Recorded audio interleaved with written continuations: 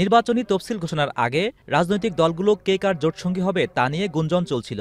BNP, জামায়াতে ইসলামী সহ পুরনো রাজনৈতিক দলের সাথে নয়, বরং নতুন রাজনৈতিক দলগুলোকে এক ছাতার নিচে আনার অঙ্গীকার নিয়ে সোমবার নতুন জোটের আত্মপ্রকাশ। এনসিপি, এবি পার্টি ও রাষ্ট্র সংস্কার আন্দোলনের এই জোটের নাম গণতান্ত্রিক সংস্কার জোট, যার মুখপাত্র নাহিদ ইসলাম। এই প্রক্রিয়াকে আমরা নাম দিয়েছি গণতান্ত্রিক সংস্কার জোট। জোটের ঘোষণা আসে আওয়ামী লীগ সরকার পতনের এক দফার ঘোষক নাহিদ ইসলামের কাছ থেকেই। ঘোষণা লগ্নে নাহিদ বলেন, বাংলাদেশ আগের মতো হয়ে যাবে এমন নানা আশঙ্কা আর আলামত দেখা যাচ্ছে। তবে জনগণকে অভয় দিতেই নতুন রাজনৈতিক জোট করার দাবি করেন তিনি। আমরা নানা আলামত দেখছি যে বাংলাদেশ হয়তো আগের মতোই হয়ে যাবে। আমরা সেই ধরনের হতাশা এবং ভীতি মানুষের ভিতরে দেখতে পাচ্ছি। আমরা সেই সাহসটা জানাতেই আজকে এসেছি।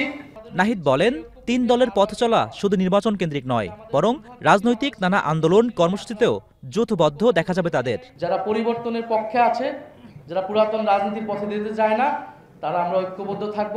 বাংলাদেশকে একটা নতুন রাজনৈতিক দিশা দেওয়ার জন্য আমরা প্রাথমিকভাবে ৩টা দল আজকে এখানে হাতে হাত মিলিয়ে আপনাদের সামনে এসে দাঁড়িয়েছি। ৩ দল নিয়ে এই জোটের যাত্রা শুরু হলেও ভবিষ্যতে সংস্কারের পক্ষে থাকা আরও কয়েকটি দল অন্তর্ভুক্ত হবে, এমন তথ্য জানান জোটের উদ্যোক্তারা।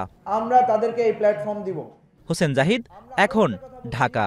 যে দেখেন, গণ অভ্যুত্থান যখন হয়েছে, শিয়া বাটার ও ভিটামিন ই সমৃদ্ধ লিলি বিউটি সোপ, তারুণ্যময় উজ্জ্বল ত্বকের জন্য। রিমার্ক,